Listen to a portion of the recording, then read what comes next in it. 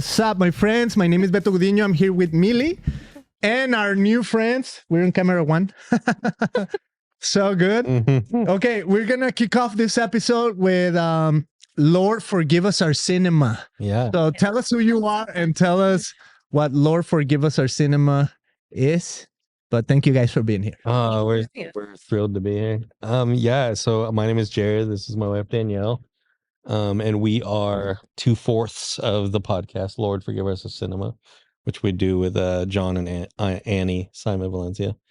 They're just really good friends of ours who really enjoy movies. And I don't know, I've always been obsessed with film and exploring its themes and whatnot. And I just thought it'd be fun to take that and, I don't know, join it with faith, and try to teach people how not only to watch film, but also to engage with it and engage in their faith with it. So that's kind of what the impetus was.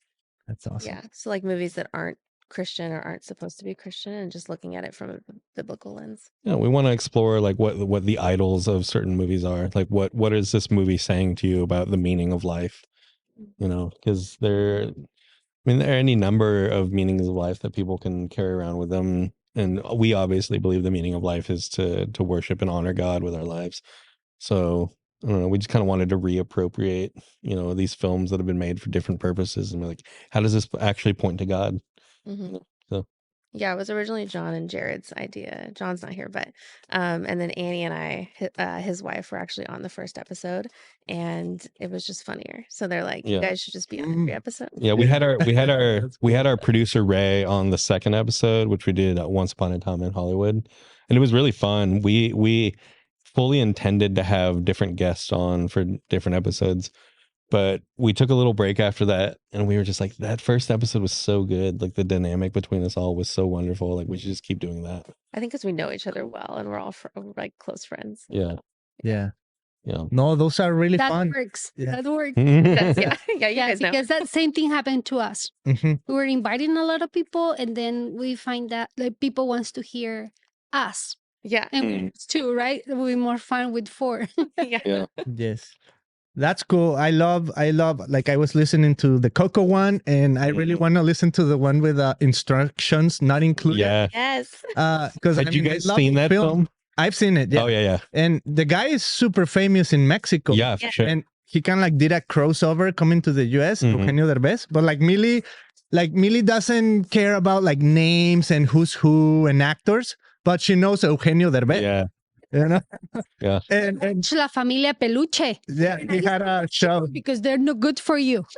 Yeah. La Familia Peluche it's kind of like a what do you say, comedy show, but kind of like the silliness of maybe the Simpsons type of like, right? Yeah. Type of comedy.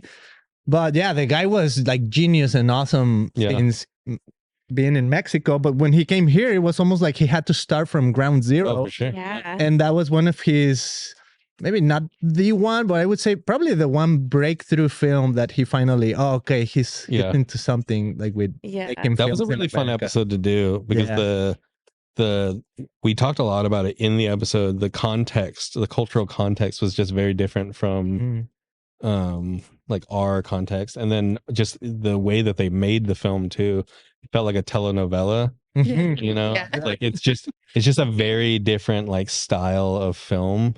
Yeah. So we had to adjust that, and we had a really fun conversation about it. Did you guys like that movie?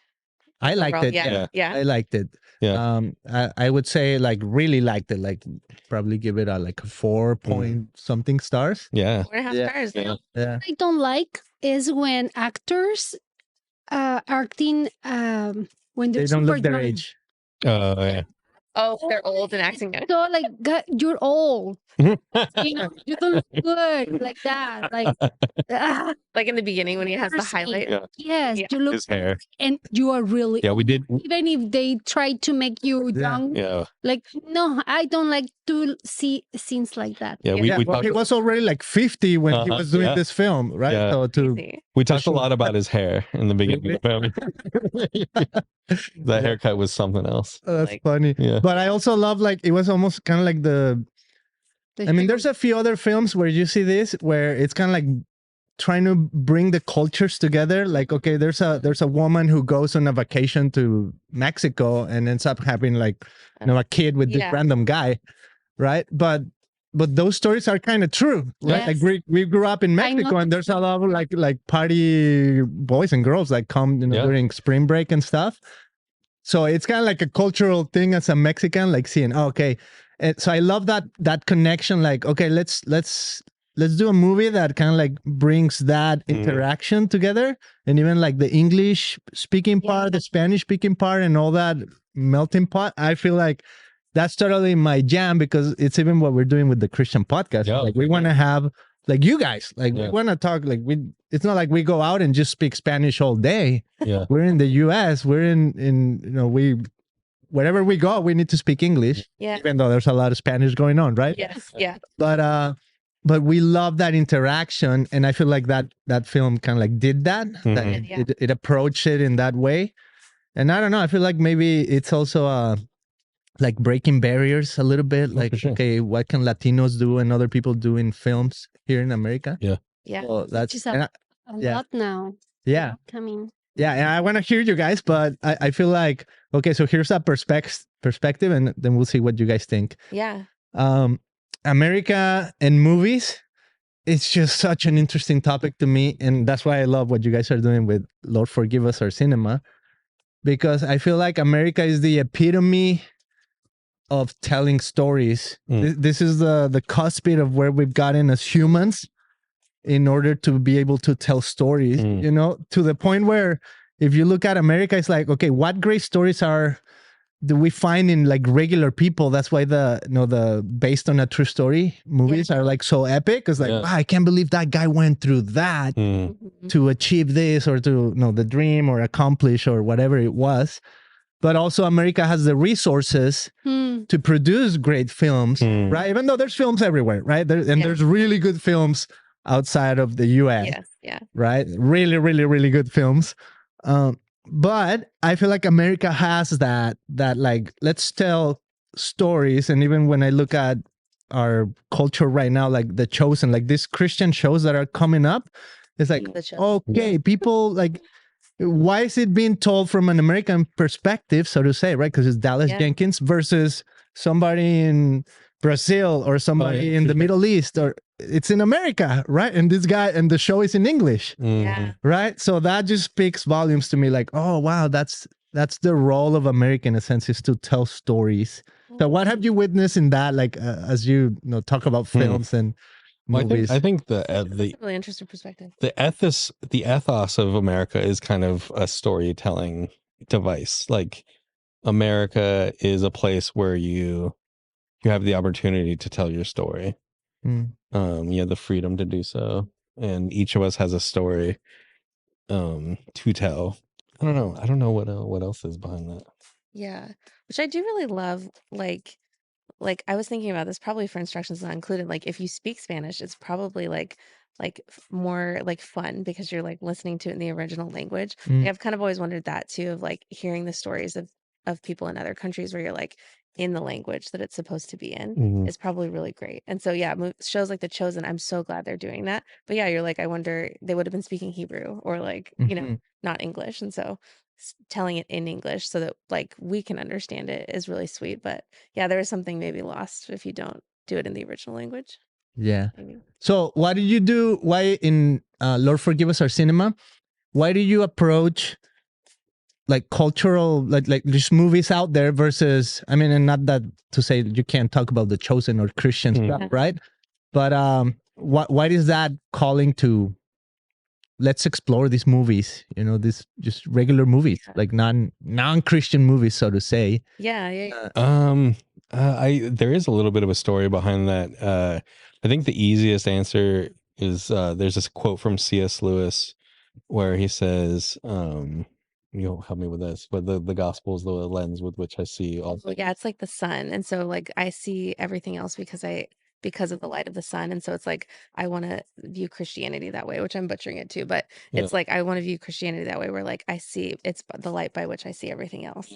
And so I think coming to like, culture like that's not supposed to be, or like not originally Christian, and saying like we were all made in the image of God, and so what does it look like if we look at it through that lens? And then because you can see it, like people long for, you know, there's things that they long for, like we talk about this in like I don't remember which episode, but it's in Marvel movies. Like we love the stories where like one man dies for everyone else to save everyone else. And that's written into our history of like, we love that because Jesus. Yeah. With like the Once Upon a Time episode, like you see this redemptive arc in it.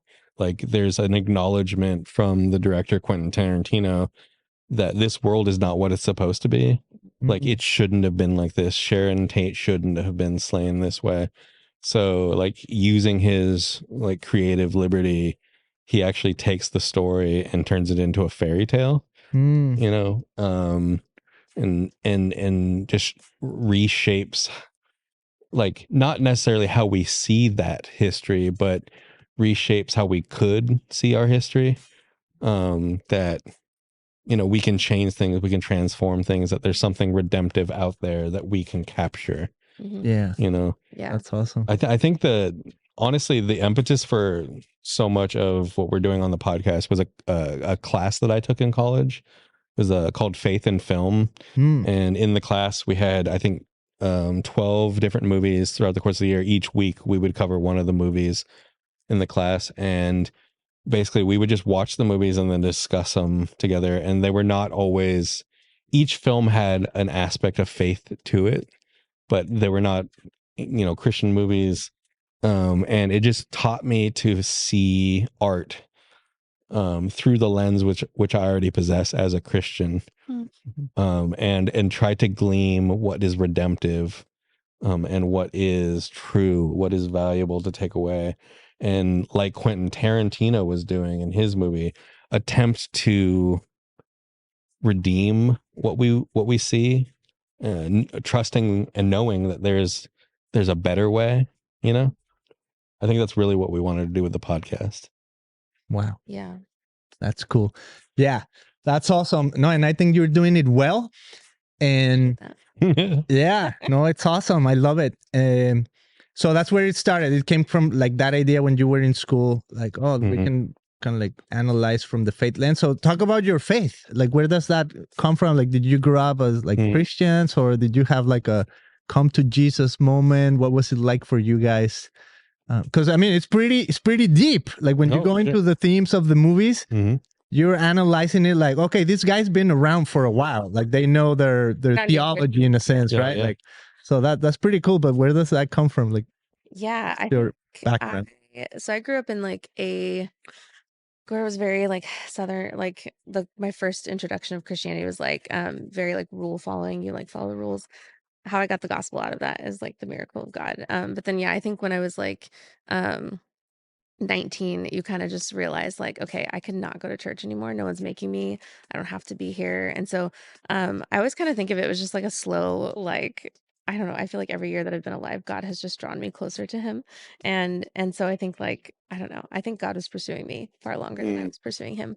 But yeah, I don't have this like vast, like I was a rule follower, like did all the right things, you know, and so I don't have a vast like a story that's like, and then I was a Christian.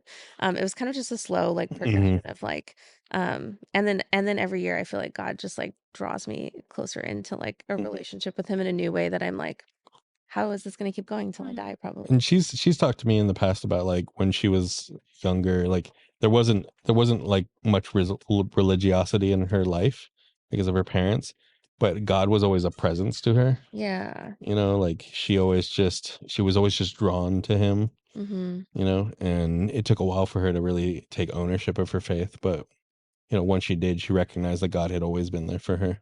Yeah, and I think really in college too, it was like a which just kind of ties into the podcast, where I think you get to a point where you learn like no one is looking at my life from a distance and like going like, she doesn't drink, she doesn't smoke, she doesn't do drugs. I want that life. They like, it's like walking with, so in college I got to walk in life with a lot of people that didn't love Jesus, and that was just really formative for me. It made me just want to go, oh, I want to like live life with people that don't know the Lord, and then they go, I want the hope in you, or I want the peace in you. Like, and I think that was just really like something that kind of comes through on the podcast, where it's like, I want to like engage with people in the things that they love, and then say, here's where we find true hope, and engaging with people where they are.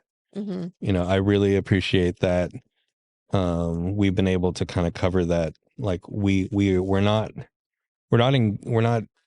investigating these films from a place of judgment, where, like, because we recognize, like, before Christ, we were there, and I'm always so confused by Christians who will see what the world does and like judge it, like, why do you do it like that? And it's like, well, you have Christ. Why? Why would you expect them to not do that? They don't have Christ, And so, how do we engage with people where they are, knowing that it is God who transforms, it is God who changes them, it is God who sanctifies. No, we just get to come alongside people. Yeah, and I think it would be really easy as a Christian to be like, well, I'm not watching these kinds of movies because they say X, Y, and Z, or they have like these things in them.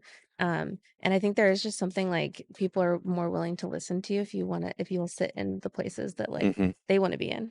And so, yeah. My faith story, I did not have a sense of God growing up. When I was pretty young, I remember hearing, it was on NPR, some report about a devastating earthquake in China. And I remember deciding in that moment, I was like, there can't be a God in this world. And that's just how I felt for a long time, until my senior year of high school. We read a book called Siddhartha by Hermann Hesse. It's a book about a Buddhist Brahmin. So like a Brahmin is like a priest in the Buddhist tradition. And this Brahmin's son like rejects his faith and decides to go on his own journey of spiritual enlightenment. And I found myself so entranced by that book and reading the final scenes in it. I remember thinking, like, there has to be a God. And from that moment on, I began kind of exploring faith, and I explored everything from like Mormon, faith to Scientology. I grew up in Tucson. Oh, wow. Yeah. I just became so interested in religion and all its different, all of its different colors, the way that people worship differently. And I looked into everything except for Christianity, because I just assumed I knew what Christianity was. I grew up around it. I didn't like church people. And I mean, God pursued me, like Danielle said. He pulled me in kicking and screaming. Wow. I ended up going to rehab when I was 19, and when I was in there, I just happened to have a Bible with me, which I don't know how that got there. And I remember asking my dad, who was not particularly religious, like, is there anything in the Bible that you like to read? And he said Psalm 23. And I read that. And it reminded me so much of what I discovered, like the beauty I discovered in the book Siddhartha. Him sitting by the river, being led by still waters, and, his soul being quieted, like almost by nature, And I was just like, oh, there's something here. And I don't know, in about a year's time, I warmed to Christianity, and, he found me and pulled me in. That's awesome. Yeah. Wow. How old are you now? I'm 38. Wow. Okay. So it's been maybe another 19 years. Yeah. I was baptized. Cool. I was baptized when I was 21. Wow. So, yeah. Yeah.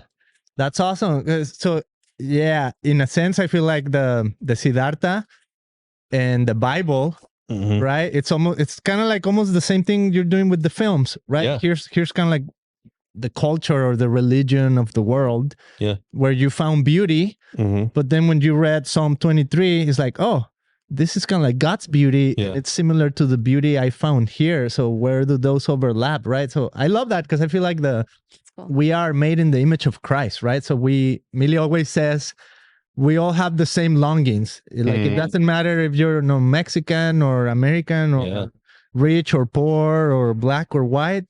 Like we all have the same needs. Yeah. Right. And those are the needs for like relationship, for beauty, for to love, to be loved. And maybe those are the themes that also kind of like when you watch a movie, those are either the themes that move you or Mhm. don't, or at least move your emotions, right? Yeah. Where you see like, oh, okay, that has this. So going back to Quentin Tarantino, that movie, when I saw it, I totally thought, this is hopeless, you know? But you're saying like you saw redemption. I saw more like the justice side. Oh Yes. yeah. And, Sure. and I'm like, but also almost like a humanly justice, so to say. Yeah, for sure. And more like revenge justice. It's not perfect. It's not ideal. Yeah. But I like you have a different point of view. Like you saw like, oh, there's more like a redemptive justice. More so in like Sharon Tate. Yeah, the act of the film itself, you had these people, confused, disoriented, like disillusioned, following Charles Manson, do this horrible thing. Which did really happen in real life. Which really did happen. And I think that's an interesting film to watch twice. Because the first time, especially if you're familiar with the history of the Sharon Tate murders, the first time you're watching it, like you're just on edge the entire time. And you're watching a Quentin Tarantino film. So it's like, is this movie going to end with the most horrifying thing I've ever seen? Yeah. And Quentin, who was a big fan of Sharon Tate and just a lover of movies, saw this thing that happened that, like, in a lot of ways kind of brought the 60s to a close, brought that kind of like hippie, like optimistic, lovey-dovey kind of lifestyle to a close. And he said, like, this was wrong and it shouldn't have been, and how, not only how could it have been better, but how could it have transformed the lives of people if it didn't happen, or if it happened in this way. And you see at the end when Leo's character is at the gate of Sharon Tate. Yeah. Like he's engaging with them about what just happened, and they're able to then go on and live their lives. And I think, what happens to the Manson members is just, like that's what we all deserve, outside of Christ. We all deserve death. But just that, like, what happened to them happened, and it didn't happen to Sharon Tate. Like, there's a redemptive aspect of that. That, like, Quentin Tarantino, as the filmmaker playing God, said, this is unjust. I'm going to change it. I'm going to enter into history and just like make it different, Oh, yeah. And that's the thing that I saw. Yeah. Wow. And I think Tim Keller says we're big Tim Keller fans, but he says that like if Jesus really raised from the dead, then that means that all of the like Christianity is the only like religion where we're just like redeeming the world, where all of the sad things will become untrue. And so I think that was an example of like a sad thing becoming untrue, and so that's what we long for. Like we want the world. That was the act of his film. The reason for the film existing in the first place is he wanted to make a sad thing untrue. And even if it's just in a cinematic language, like for a second there, we can actually just like escape the horrors of our world and like sit in the possibility of like the bad being undone. Yeah. Wow, that's cool. Okay, so Mili and I watched this is not necessarily a film, but kind of like film like the Game of Thrones. Oh yeah. Okay, we went up to like, I guess, the final season, right? We think it was kind of like the meme where it's like a nice drawn horse, and then the other half of the horse is just like sketched. Yeah, they rushed the final season, right? That's what it felt like. Like, oh yeah, it sucked at the end. But then looking back, I'm like, Mili, that was a really dark show. Like now I feel almost like regret watching it. Like that was kind of, I don't know. And I mean, if you watch it, you watch like we did, right? I mean, year. Because a friend of ours gave us the first DVD. The first season, yeah. And the first scene, like, no, take down. I don't want to see. But everybody was talking about it. Then we have them, and we wait for the kids to go to bed, and then it's our time together. Yeah. And it's a cultural phenomenon, right? Yes. Yeah. So, so the reason I'm bringing that is because I think I overheard you guys when you were coming in that you said you're working on some like themes for Halloween or something like that, right? Yeah. Like, as of now, I feel like this is a harsh word. I'm gonna change it. I dislike Halloween. I see it and I'm like, okay, it's fun for the kids and this and that, but I dislike it so much. But I grew up like watching horror films. Like I grew up watching like, you know, the guy with the chainsaw. Oh yeah. The Freddy Krueger, like all of those. Chucky. As a kid, right? And I was like the typical kid, like when this is in the 80s. The 80s were epic. Yeah. Right. The 80s were just amazing. But sitting down because maybe my siblings were older than me, or some friends that came over and they're watching a horror film, right? And it was the thing to do back then. Mm-hmm. And I'm the kid watching, and they just made me close my eyes. Maybe when some scenes, either like sex stuff or stuff like that, would appear, like, oh, close your eyes. But I remember watching it, and it was pretty gnarly. Like, I mean, like blood and stuff like that. And I know like some Christians love watching horror films, and I'm not gonna say like if you love watching those. I do not. I do not. Okay, but I know some do, right? And I love horror. Like, I love horror, but it's mostly because I love film. Okay, like I'm pretty squeamish when it comes to like blood and gore. And also, if the point of the film is just blood and gore, like I'm not interested in that. You're not actually telling me a story. You're using a story to show me violence. Okay, we have enough of that in the world. Yeah. So what helps you see maybe the beauty in a horror film? Like, where do you see themes? Even for people that love horror films, or maybe that are curious about, let's say, their horror films, it's kind of like their Siddhartha thing. Oh, how would you bring them to maybe like scripture theme horror? Well, I have an answer for this, but I'm curious to see what Danielle has to say as someone who doesn't like horror. Who doesn't like it? I think the way we choose movies for the podcast is we'll rotate who picks the movies, and I didn't get to pick any for like the month of October, so I had to watch terrifying movies. Which I was really sad about. And now I'm like, I just want to, because I would have menu wasn't so bad. That wasn't so bad. But I would pick movies like Casper or like Hocus Pocus, like fun Halloween Town. Yeah, Halloween Town. Halloween Town 2, Calabar's Revenge.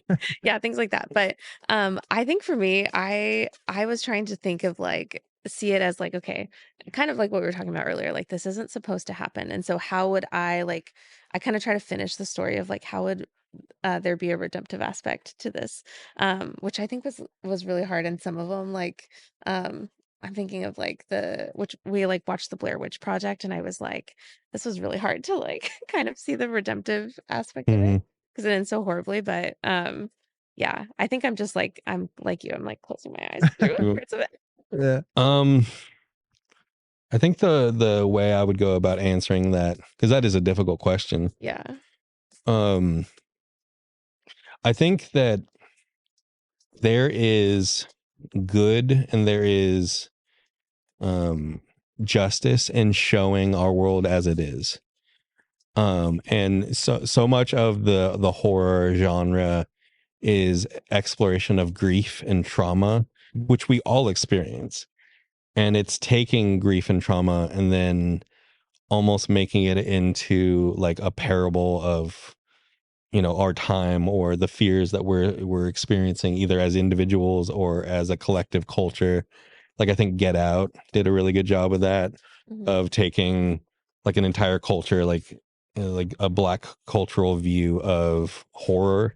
And like, this is what's scary to us, I think horror does a great job of taking what is terrifying and bringing it to the light so that we can actually explore it. So that we can, I think I have a friend who pointed out to me once, this is Andrew Boring, that like horror helps us understand ourselves better. Because we not only look at the worst in others, like we actually, like if we're honest with ourselves, get the opportunity to look at the worst in ourselves. And then go out into the world and be like, that's not what I want this world to be. That's not right. Like I want it to be different. But I think more than anything, I want to say about horror is, horror reflects our world in a way that it is, but a way that it's not supposed to be. And yet it tells that story. Engaging with it is good for us because we have to engage with the darkness of this world. Like if we don't, we actually don't end up going anywhere where people are. You know, we end up like sheltering ourselves from the realities of those who are around us all the time. And so I kind of believe maybe this is naive, maybe this is kind of idealistic, but I believe that horror helps us like process through the darkness around us. And I also think that just like the genre itself, like the fact that it exists, is just like this world is not supposed to be this way. There should have been something different. Yeah. You know, I was reading the book of Apocalypse, and it's something I don't want to read. It's a little horrifying. Like that's crazy how the angels coming from heaven and like gonna kill every animal see, like just picture that. How devastated will, you know, and it's gonna happen, already happened. It's a horror movie for me. Well, there's stuff. That's true. The Book of Revelation. There's stuff in our Bibles. There's stuff in our Bibles that is more horrifying than anything I've seen on screen. Yeah, it's true. Yeah. Like the book of Judges from beginning to end is horrifying. And we have to ask ourselves, why is this in our Bible? Like God had a redemptive purpose for it. Like, why is this here? You know, Jesus was willing to come into history when all of these terrible things were happening. And I think that maybe is like an aspect of like us being willing to sit, like watch horror movies is like, and for me, that's what I was talking. I'm like, okay, this is a chance for me to sit in like the grief of the heaviness where it's like, okay, this, because things like this really happen. Like people really murder people. It's like, it really happens. And it's like, yeah, kind of asking yourself, like, am I willing to sit and like grieve the hard things of this world? And I think there's also a big thing too of just engaging with good art. I think has redemptive qualities to it. Like to see, like if you watch a good horror film, you're watching a person. I mean, it's not just one person. Every film that is made is a village effort, but you're watching like a village of people come together and create something that allows people to see different perspectives or see different paradigms or whatever. Like if it's not just horror, but any good film, any good piece of art, like shows you something good and true. And I think those things should be celebrated, you know, by Christians or non-Christians alike. So do you skeptical? That was a skeptical face. No, I really hate horror movies. I'm such a baby with like blood and like seeing hard things on screen. I've seen it. Like I grew up watching it and I felt like it's like I don't know, I feel like it didn't make me, you know, a bad guy, right? In that sense. But also now when I look back, I'm like, I don't want to watch it again. But I'll give you this. Like I feel like some of the horror, especially like suspense, it's fun. Yes. Yeah. Right? Because it has you. It's like a thrill. Like you're expecting. Like when is the pop up going to happen? Yeah. You know, the scare jump. And to be clear, like I don't think all horror films are redemptive. I don't think all horror films have, you know, objective value necessarily. Like I think that there are horror films that are made cynically for money or you know, just to like get, you know, gore on the screen or whatever it is, to satisfy that audience or that market. But I just want to point out, like I feel the exact same way about Christian films. Like there's just stuff out there that is just like the equivalent. It's like the Christian equivalent of like blood and gore. Like you're just preaching to the choir. You're just names. Names. Beto, how about when people say like, don't watch that movie because you're opening doors. Oh yeah. That evil spirits are gonna come to your house. What do you think? Interesting. I'm Christ's. He's claimed me, right? Like theologically speaking, like we don't actually believe that. I think there is like, because I've watched some movies where and I have a harder time with movies with like demons, and because that is real. Like we believe that really happens. And so I think I have gone into movies where I'm like, okay, Lord, please just like either I'm watching this movie because a friend wants to watch it, and I'm like, and they don't love the Lord, and that did happen where I was like, I'll watch another movie, and she's like, I really want you to watch this movie with me, and I'm like, okay. And I've got to preach the gospel to her a couple times after that. But I remember praying like, God, please just blur all of this in my mind. Like, and please just protect me from any darkness. And I think we have to do that in general. Like, and to be clear, I think that there are things that like people of God should not be engaging in. Like, I think there are things that people of God shouldn't be seeing necessarily. But I think of I just think of Christ and the places that he went and the things that he preached and the people he came to save. He wanted to enter into dark places. And I mean, he went out and touched the demon-possessed man. He never placed himself in a position. Literally, the most famous act he did was placing himself in harm's way. Like, he never backed away from.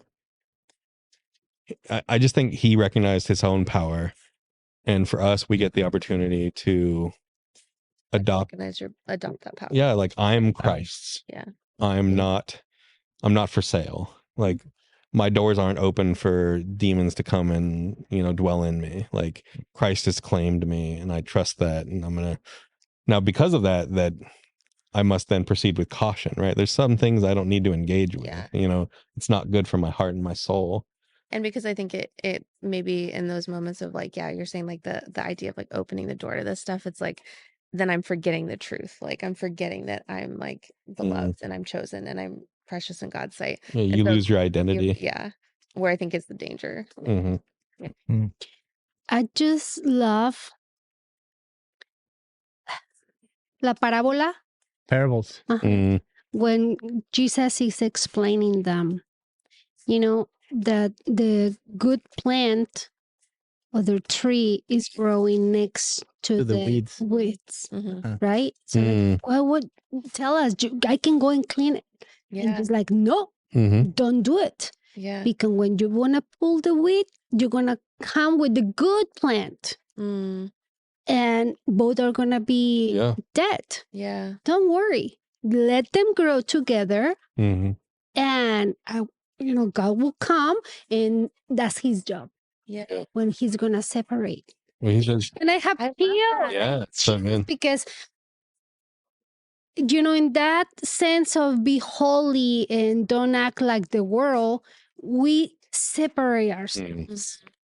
At some point that no, she's drinking, I'm not going to be her friend because she drinks. Yeah. Right? Or no, she is a liar. I'm not going to hang out with her because she's a liar. And, but no, we need to do life together, right? And try to be light, the salt of this world. So I get your point. Well, he himself says, he tells his believers, take heart, for I have overcome the world. He didn't avoid the world. He was in it, and he overcame the temptations of the world. He overcame the darkness of the world. And he's telling us, take heart, I've done that. Like, you will do that through me.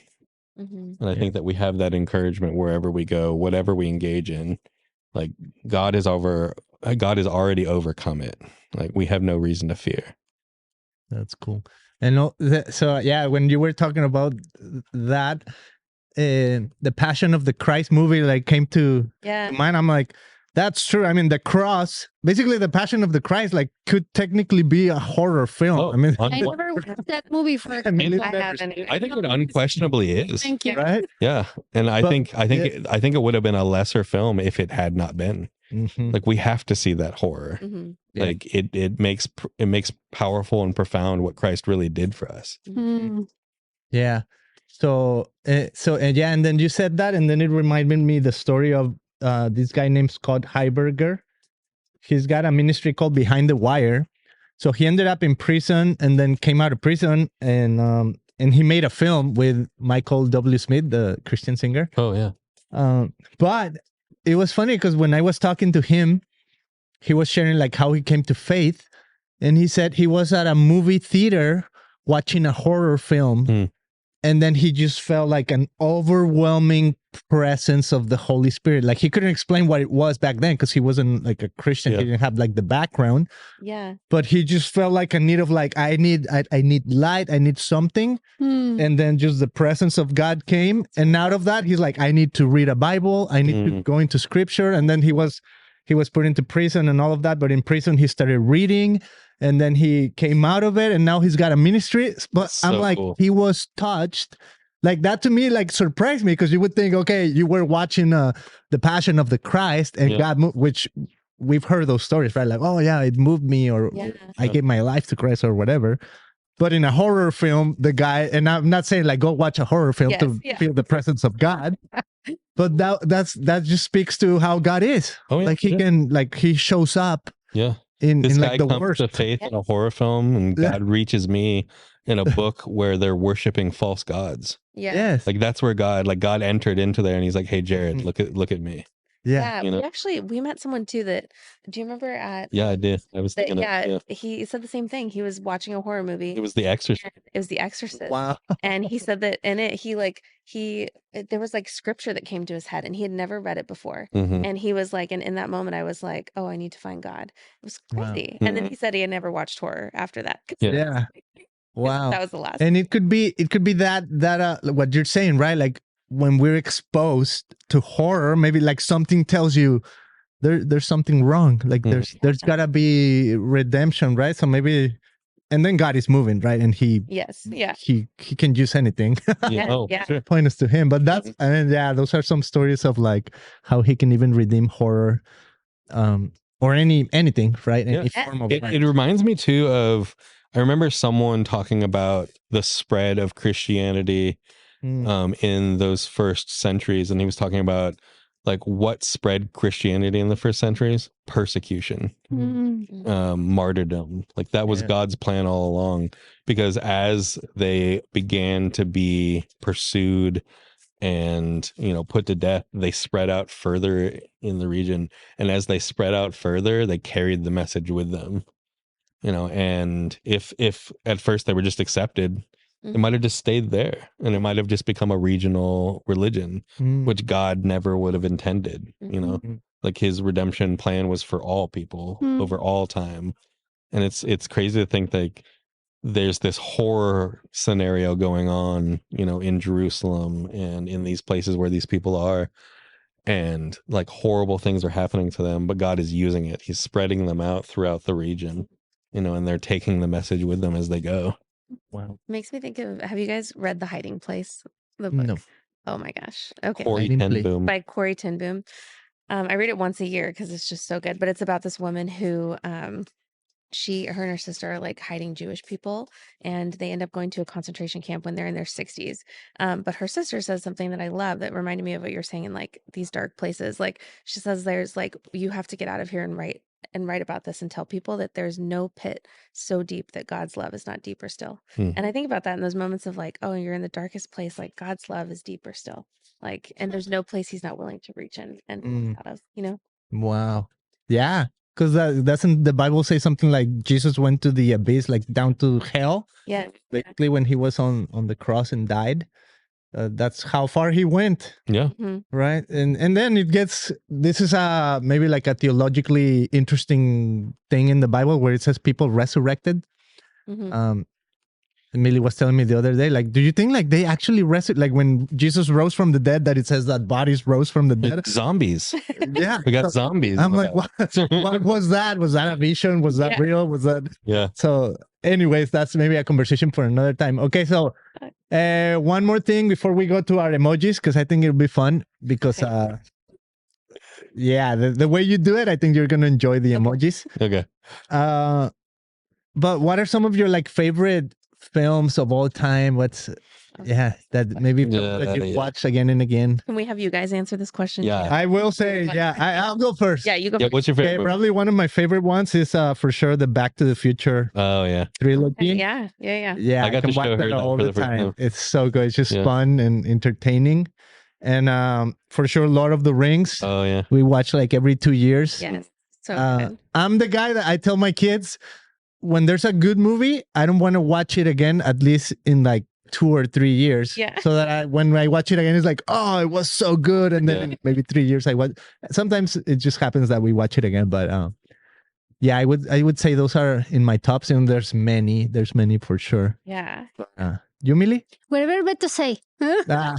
You don't have a I'm favorite? so bad at it. I don't know. You don't have like a movie you like that was. That if no one was home, Mili and you're just like, loves good stories, but like I said, she's not like, oh, the actor or this or that. Just like, but you enjoy, for example, Marvel movies and I love Marvel movies. So, I'm with you. Which one's your favorite? so good. Yeah. Was that Infinity War? Infinity War. I actually a really funny story about that movie. Bible. You know, like Yeah. they have so many. They rip it off. The first time I ever watched Infinity War, I watched the second half of it in a bar by myself, and the sound was off. Sounds like a sad. Yeah, it was just the subtitles. It was just the subtitles, and I told Danielle afterwards. I know, yeah. How? Well, I was just like watching it, but I told Danielle afterwards or whatever that like I made this as a joke, like at its detriment, but I realized later on that it's actually to its merit.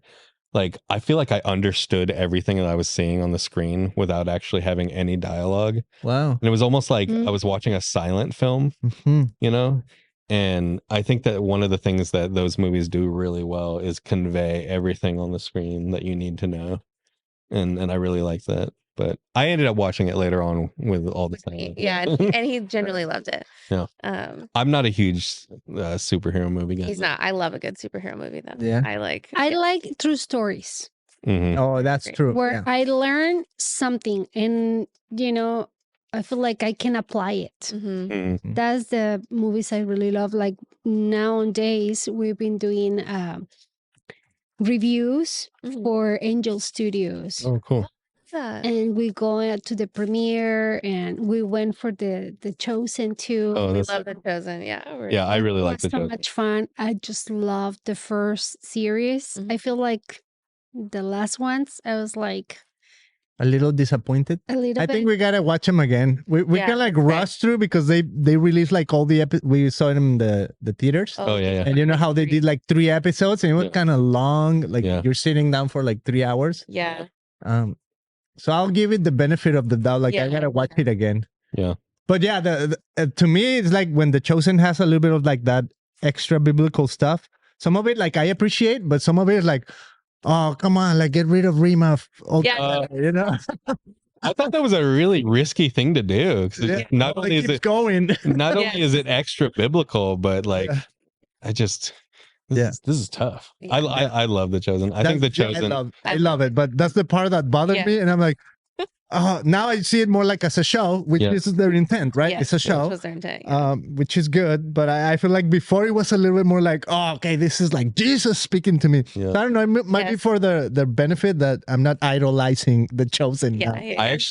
I actually feel The Chosen like has some of the best filmmaking I've seen in the last 10 years. Like, wow, Dallas Jenkins is such a talented filmmaker.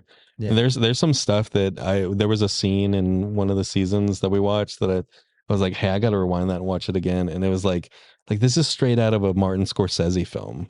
Wow. Like, this is incredible filmmaking, not just for a show, not just for a Christian show, but just like from a cinematic perspective. This is incredible filmmaking. I love The Chosen. That's been a sweet thing of The Chosen, because a lot of like there are some Christian movies that can come off being really cheesy, and this one just did not. It did so I was skeptical when people told us to watch it. I was like, I don't know, like that's probably going to be. It took us a really long time to commit to it. We watched it. I was like, this is actually really good. We're also really bad at television. We don't really watch shows. We love movies too much, and we always want to watch movies when we get opportunities. So, but The Chosen is really good. Yeah. Same here. We don't watch TV or shows. Yeah. Just movies. Yeah. Same. Yeah. What's your favorite movie? You didn't answer. You go first. Yeah, I think one of my favorite movies is Little Women. Have you guys seen it? Little Women? The recent one with like the Greta Gerwig, 2019. Yeah. Oh my gosh, guys. Yeah. Okay. Really good. Let's pause. So it's an adaptation of, who wrote it? Louisa May Alcott. Yeah, it's like a book. Yeah. So it was written in the 1800s. That might be the old one. No, that's it. Yeah, that's the one. That's the one. Great film. Great film. We saw that movie. Is that right? No. We saw that movie the night we got engaged. Yeah, we saw it the night we got engaged. It had come out. Yeah, we got engaged on Christmas Day, and it came out on Christmas Day. Oh, that's cool. Yeah, We went and saw it. and so we watch it every Christmas, and I That's cool. love it. Every year I cry when I watch it. It's a wonderful film. I also really love movies that have to do with food. Like I really love The Taste of Things. Yeah, The Taste of Things, which is a French film. Yeah. That like was just about like fine dining, and they were like my favorite film of 2023. The Taste of Things. It's a wonderful film. Yeah. Juliette Binoche, right? Whatever it was. What is this movie that this guy wants to kill himself, and a Mexican woman comes and knocks the door to bring him that's food? Otto. A man named Otto. Oh yeah. Yeah, that was Mili. If you've seen that, that's Mili. Like, hey, don't die right now. I got food for Was you. that the Tom Hanks one? Tom Hanks. Yeah. Yeah, that's Mili. I was just crying and crying with that. I saw that movie because it's literally you. Yeah, Mili would be that person. Like, don't die right now. I got tamales for you. Come. That's so good. Love that. Yeah, my favorite film of all time, and has been since the very day I saw it in theaters, is There Will Be Blood by Paul Thomas Anderson. Stars Daniel Day-Lewis. I've only seen one time because he made me watch it, and it was really great. But it was something that I was like, I don't know if I ever want to watch this again because it was so intense. But I love this movie. No other movie compares to it for me. I think it is the absolute best movie I've ever seen. And it is a dark film. It's a drama about Daniel Day-Lewis plays like an oil man in the early days of the Industrial Revolution. Is that right? I don't know if that time period works, but anyway. But he goes out to California to look for oil. He finds some in this small town where a kind of like a prosperity gospel preacher is, and they kind of butt heads, and you see them kind of go back and forth at it and whatnot. Which is actually it being my favorite film is like a great impetus for the podcast. It's like true. Because I just Preacher's like the worst in it. Yeah. But yeah, that's definitively my favorite film, and it's a very dark film, but I actually think it's one of the funniest movies ever made. Yeah. Because I'm a sick and twisted individual. There's two right there. I gotta watch Little Women. Yeah. There Will Be Blood. Very different vibes. Where does you like, how do you find films to watch? Like, do you go to Netflix? Is there a place where you're like, oh yeah, or actors maybe that you follow that are like, okay, this is gonna be a good movie? Like, how did you end up like watching There Will Be Blood? And well, I think one of the best tools that we currently have is Letterboxd. It's a like a movie review. Yeah. Okay. It's like a movie archiving app. So like you can follow other people, but you basically just log the different films that you watch, and you can review them, and you can make lists of your favorite films and stuff like that. But I've always been obsessed with films. I remember when I was a little kid, like one of my favorite things to do was watch trailers for like upcoming films. And I used to like, in my imagination, like when I was out in the neighborhood, I used to like try to make my own trailers. Like I would create stories in my head and invent them. And I would wander around and be like, Keanu Reeves is this guy. And I would do that. Maybe one day you can do a movie with Beto. Yeah. I have a really good story. Well, not me, but a friend wrote a really good story. Cool. Yeah. I can. I am actually an aspiring filmmaker myself. I would love to make some someday. Yeah, I think Jarrad's the one that finds the trailers, and then he'll show me and be like, "Do you want to see this movie?" And I'll just, like judge it based on. I spend a lot of time on IMDb as well, where like I will literally just go through like hundreds of like acting profiles, and I'll just see like not only what they've been in. It's like I want to see everything good. Yeah. But also like what they on IMDb, they have a little thing of like upcoming projects, and you can see like what's coming up. And so I'll keep that in mind. I also listen to like an industry podcast called The Big Picture on the Ringer podcast network. And they talk a lot about like upcoming films. They go to the festivals and see those films that premiere at festivals. And those films usually premiere at those festivals, 6 to 12 months before they actually are available for us, So I'll hear about them, and then I'll just anticipate them for, however long. That's cool. Any favorite foreign film? Oh man, so many. I think The Taste of Things is my Yeah. Like it's a French film and it's beautiful. Taste of Things. Okay. I've been on a Akira Kurosawa kick lately. So he's a Japanese filmmaker, famous for making Seven Samurai, which is what The Magnificent Seven is based on, the old cowboy film.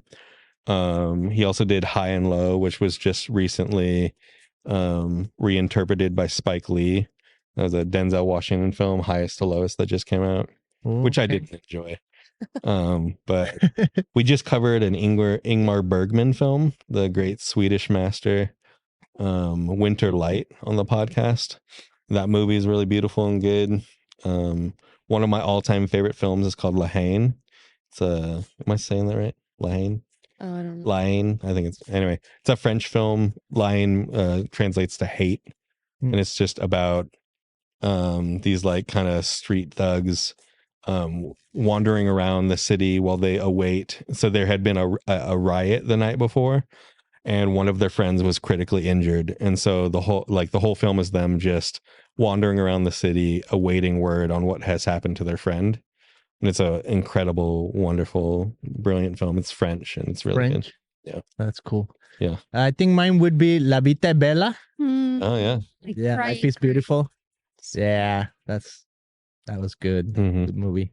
Italian. Parasite is a recent one. Parasite? It came out in 2019, won Best Picture.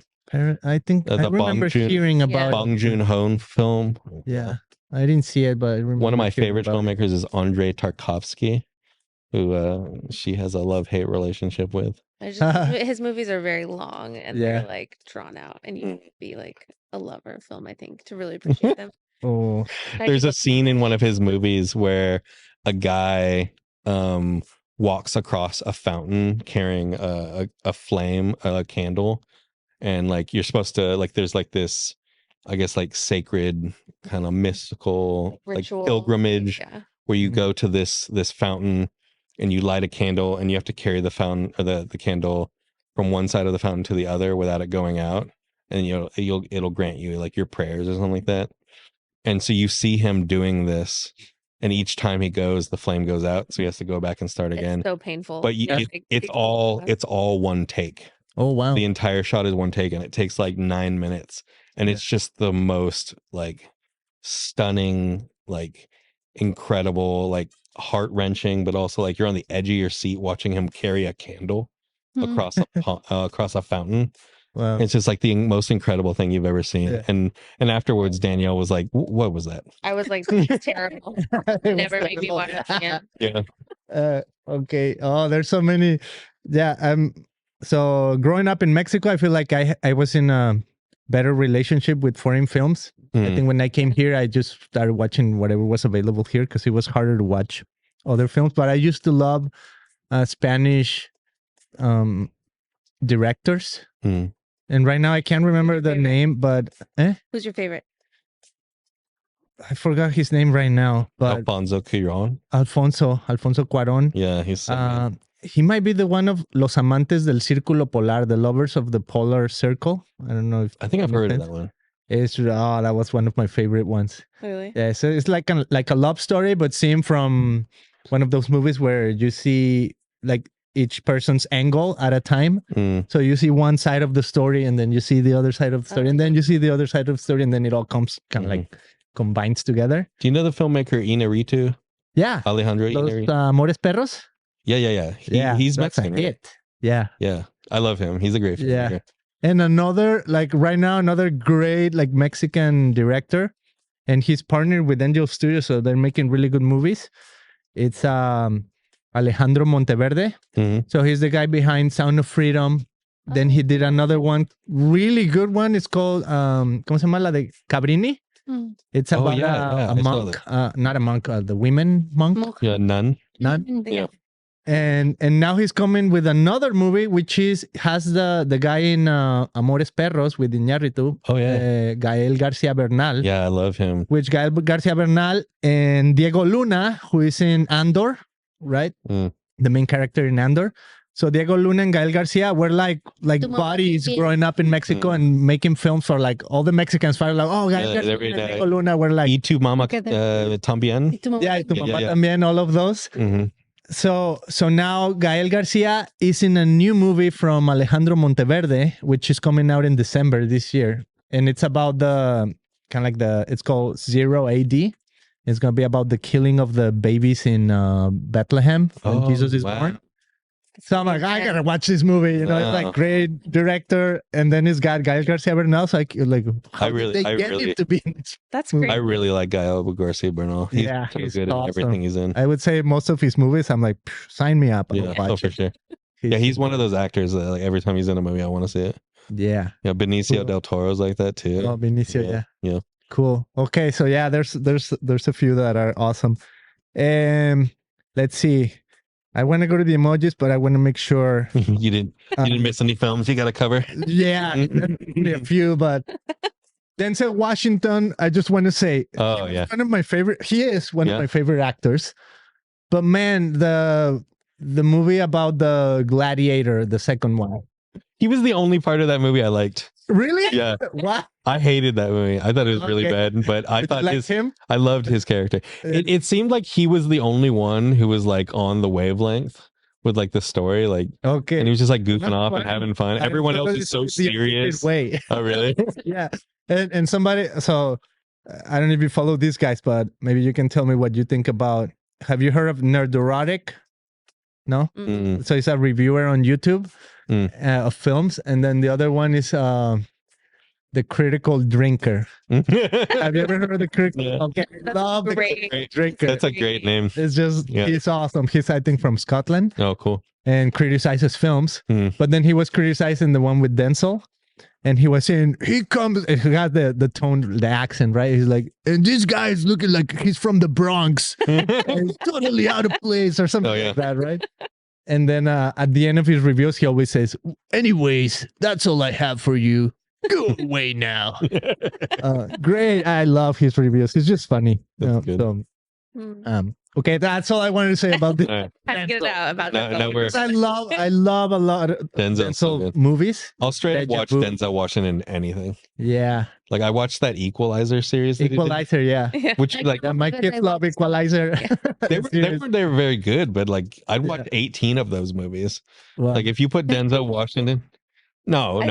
There's only 3 of them. Okay. Yeah. But I'm just saying, like, if you put Denzel Washington in an action situation, I'll watch it every single time. Yeah. One of my favorites is Deja Vu. Oh, yeah. That's such Val a good Kilmer's film. in that one. Yeah. Yeah. Okay, so let's go to the emojis. All right. I'll put them on the screen over there if you can see them. Okay. Or I have them all over my body today. So the one on the far left, it's called The Blasphemous. Okay. And so as I was listening to you guys' show, I'm like, oh, they'll enjoy this because it's somewhat similar. Yeah. So it goes from blasphemous to divine, right? So the idea is a belief-o-meter. It goes from the worst to the best. Okay. So it's blasphemous, then skeptical, inspired, holy, and divine. Okay. So maybe we'll just make like a general review. Okay. Of maybe cultures and movies. You can take it wherever you want, right? You can talk about one film in specific. You can talk about a Christian film, the Christian music, the Christian movie industry, or just in general. Okay. But where do you see each one of these? So the first one being the blasphemous. What is the most blasphemous idea when it comes to maybe films in general, or Christian films, or your most blasphemous film that you've ever watched? I'm gonna say the God's Not Dead. Yeah, that's the most blasphemous, like cheesy. Yeah, God's Not Dead for me. Do you agree with that? I just think like there's a whole vein of those types of movies where like the main character is not only the hero, like he's never forced to change. He's never forced to grow, which is actually like to me what makes good storytelling. You watch a person go through an arc where they like grow and transform. In those movies, everyone else is expected to change and transform, and like no lesson is ever learned other than like whatever they're already preaching to the choir. Yeah. And there ends up being no redemption in them. Like it's just like, you know, the Christian guy was the hero all along, and look how he proved everyone wrong. Yeah. And there's also there's also a level of like persecution complex in those films where it's like the whole point of the films is just like, look how the world is after us and they're trying to take us down. It's like, no, they're not. Everyone's trying to survive. Like, I also just kind of think like if I were watching that with a friend that didn't love Jesus, I would be like, oh gosh, please don't. Let me explain this. Let's stop watching. Yeah, let's stop watching. It's cringy. Yeah. I'd say that. Yeah. Cool. I love it. Mili, you want to add any blasphemous movie? That's also a good one. Okay. We're actually covering God's Not Dead on the podcast. We are going to do it on the podcast. Yeah. Wow. And I'm not looking forward to that episode. Wow. That's cool. I love it. Okay. Skeptical emoji. Skeptical. Where do you see skepticism in the film industry, in the Christian industry, or what's a film that you're skeptical of? The first thing that came to my mind was just based upon what I just said about contemporary Christian film. Like when we were first introduced to The Chosen, I was so skeptical of it. Like I just wasn't sure. I didn't think it was. There's the joke, whatever, that I forgot who makes it, but like, can anything good come out of Nazareth? Like I was just like, that's what I thought in my head. It's like, can anything good come out of the contemporary Christian film industry? And like, it's great. And it did. Yeah. I think that would be my answer. That's cool. Yeah, I'll agree with that. I'll agree with that. Cool. So you're staying the same? Well, I wanted to put The Chosen higher up because I love Okay. it. So awesome. if I'm allowed to bring it back, I'll keep it for skeptical. Yeah. I was skeptical of it at first, but yeah. Any other? You right now like besides God? I mean, or something coming out that you're like, not sure. I have another thing that came to my head that might be kind of controversial, but I still want to say it. There's a strain of Christian nationalism that's going on in our country right now. A little bit. Where I can feel that. Yeah.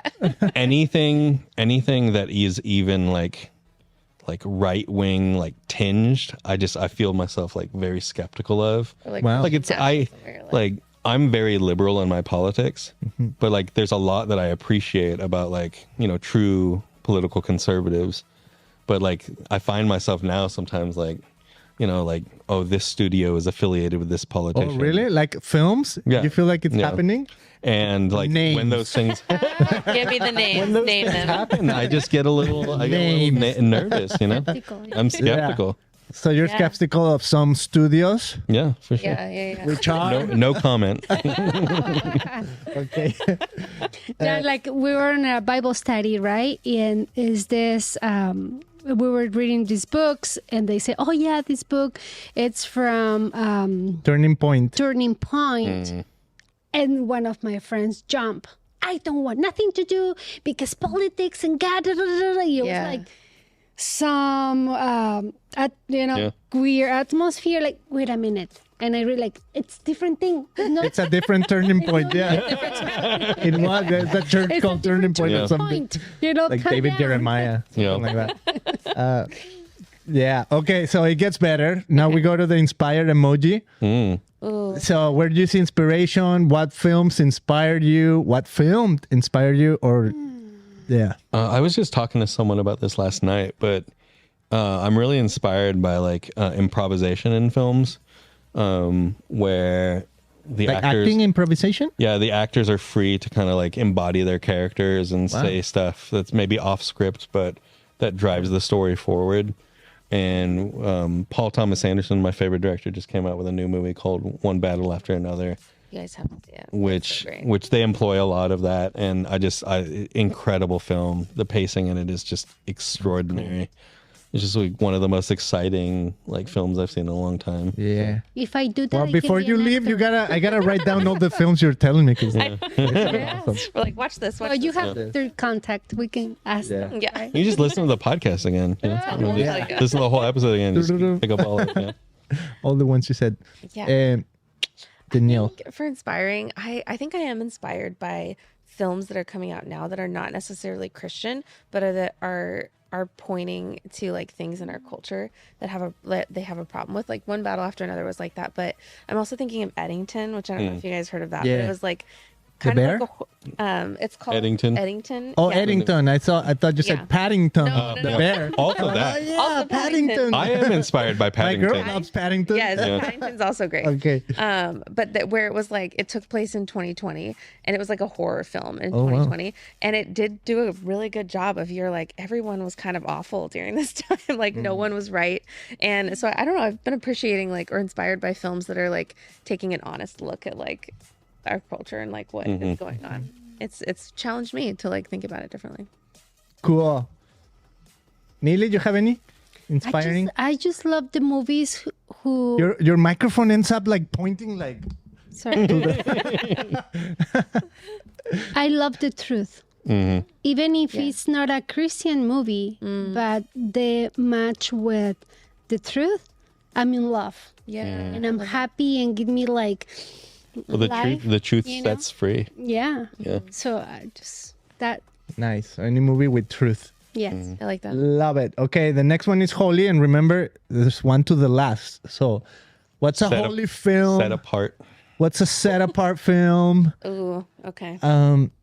Or yeah, Like, I actually feel like I want to put The Chosen here. okay, nice. Because there was something cool about seeing like the Gospels are like it's a story, but it's written in such a way that like we don't read stories now, so it's very just like fact, and so it was so cool to see like this kind of like I agree with you. Like during the beginning seasons, I was like, this feels what it would feel like to like sit with Jesus, and there were just like some small things like where he's like sleeping on the ground, and then he like wakes up, and you're like, oh yeah, Jesus slept on the ground. Yes. And that would have been like painful and like I don't know, and some of the like miracles that like I love how you see like how people responded after he did the miracle, and that was so beautiful because I think that like that kind of can be missed in the gospel sometimes because you're just like reading it as like fact. Of the stories of the apostle like Mary Magdalene, right? Like Yeah. it was so real, So beautiful too. Yeah. like and how many people we can relate with her, right? God liberate us from sin, and we're new creatures, and even give us our names back. Yeah. It's I called you by name. Yeah. And everybody, Everyone sobbing. Yeah. he knows my name. Yeah. good. Okay, Jarrad, what's your holy? Set it Take. apart.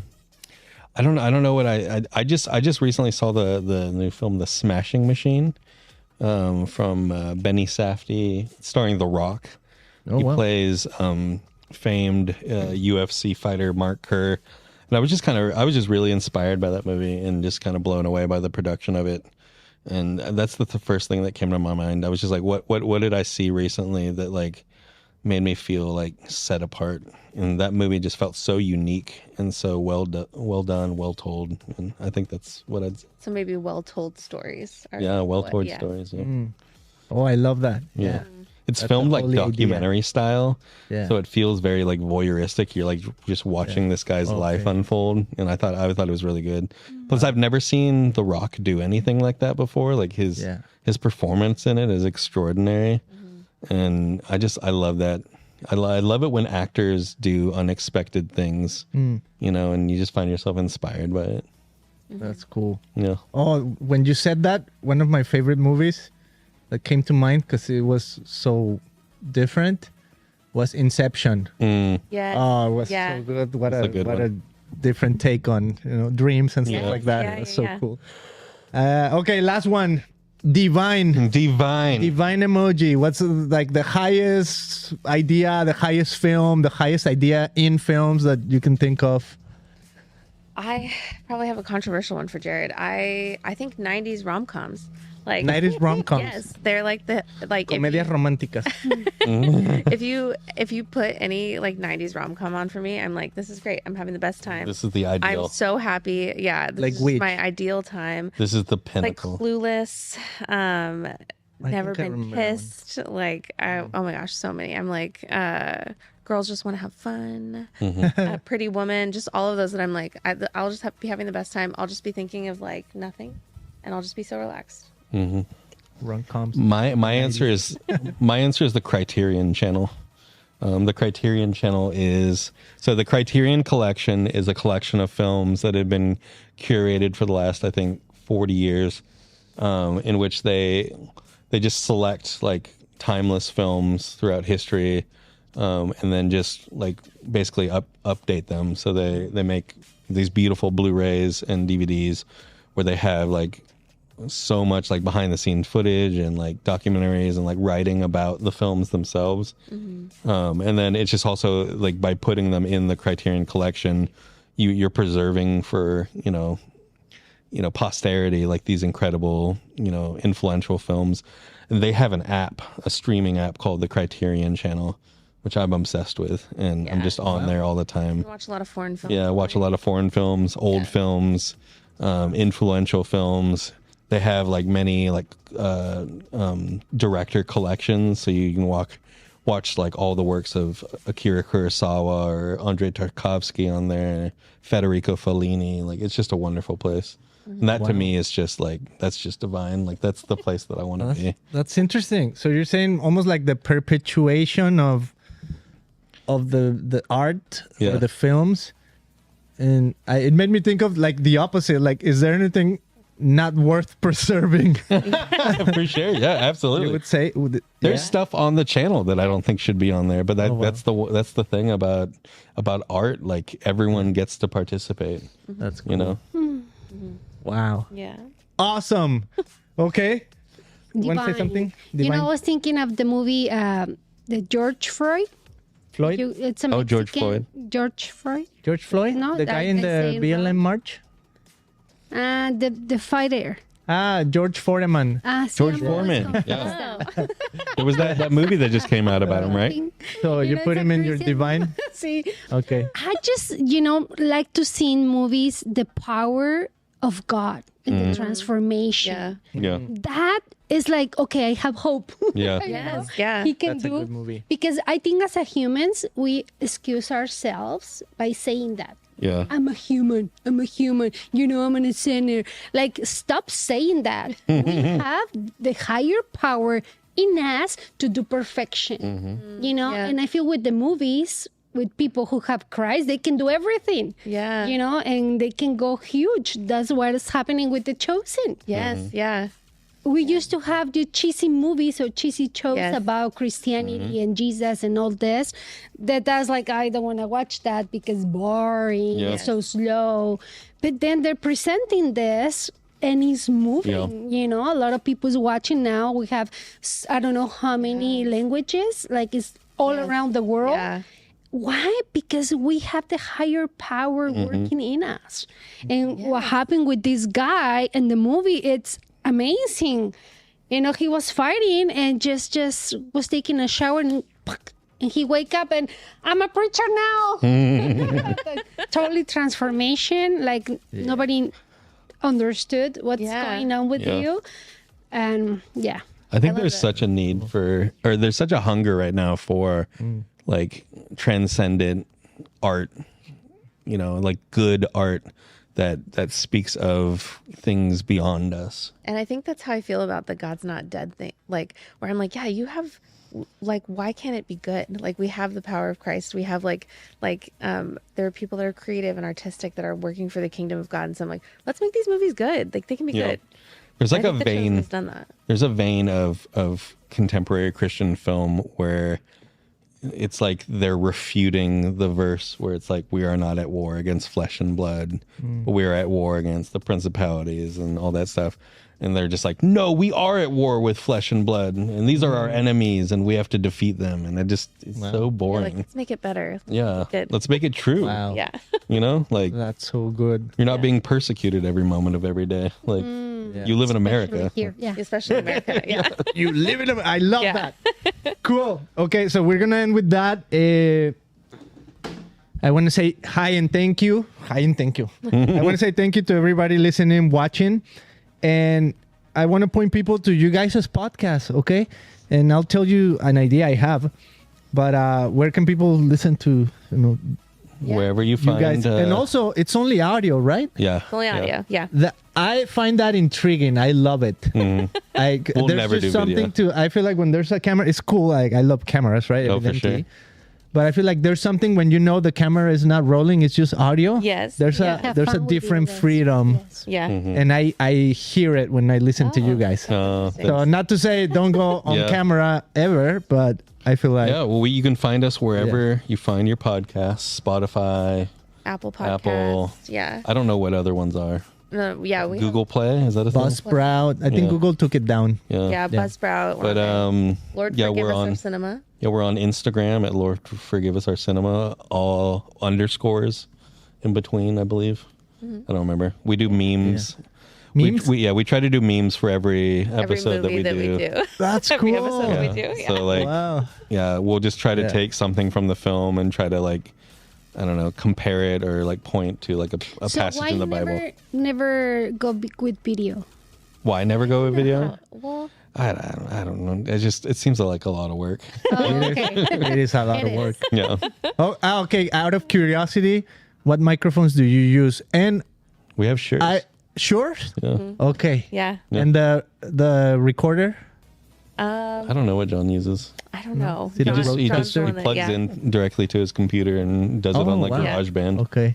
Yeah. That's cool. It sounds great. Yeah. I was just curious, like, I wonder, this my technical side, right? Is to know. Yeah. Because I can't see it. Yeah, that's fair. We have someone that produces for us, and he does it for a living. Ray does all of our editing. He was the guy who appeared on episode 2. Yeah. Awesome. Yeah. That's awesome. Okay. Well, thank you everybody for listening, watching. I got to say this because Spotify told me so.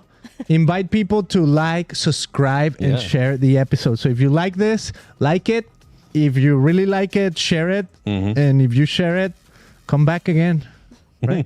Visit us at christianpodcast.com. We'll see you guys on the next one. Thank you so much for having us. Super. Thank you for having us. Awesome. Thank you guys.